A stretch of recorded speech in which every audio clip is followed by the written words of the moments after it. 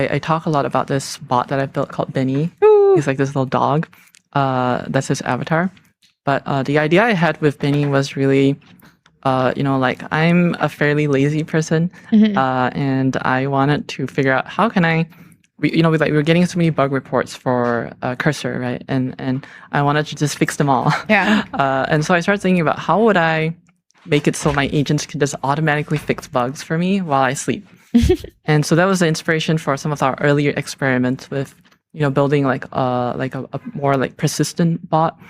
And so I think there were some ideas that we took from there, because I got so many questions like, how did you build Benny? How can I build my own? I think that inspired some of the thinking behind GrokBot. Like, what if everybody could define one of their own like bots? Give it an identity and give it things like its own computer plus routines and automations.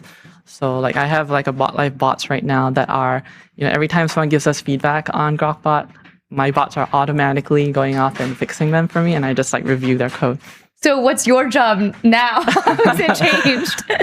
It's definitely become interesting. It's like I'm almost like a manager for my digital colleagues. Yeah, so it's pretty interesting. It's actually remarkable how much of GrokBot was built with GrokBot too. I think wow. That's like it's been a really cool feedback loop where these agents can self-triage issues.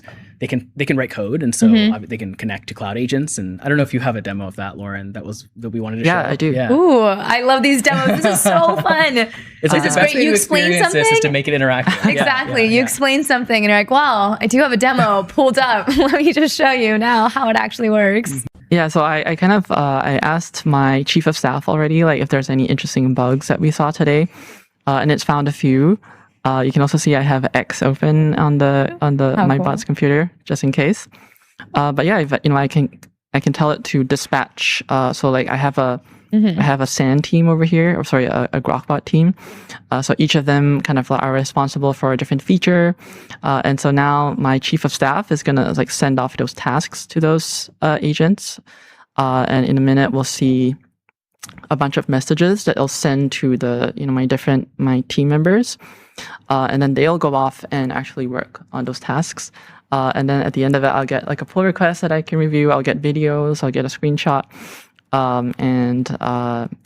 So like here's another example where this is like one of my engineering team agents, and I think this is like almost like a feature that's not super obvious, but if you set up cloud agents on Cursor, your GrokBot bots can actually kick them off. So like here, we have I have a cloud agent that's running with its own computer that this agent is managing, and so it's got like a bunch of things in flight already, so I have a bunch of PRs to review later. I think there's like something really exciting about the future of software development here too, where it's really like talking to and working with a bunch of agents that are doing specific tasks, and then you kind of just step back and become the manager of them, and it sort of feels like that vision's coming true in a really fun way here. So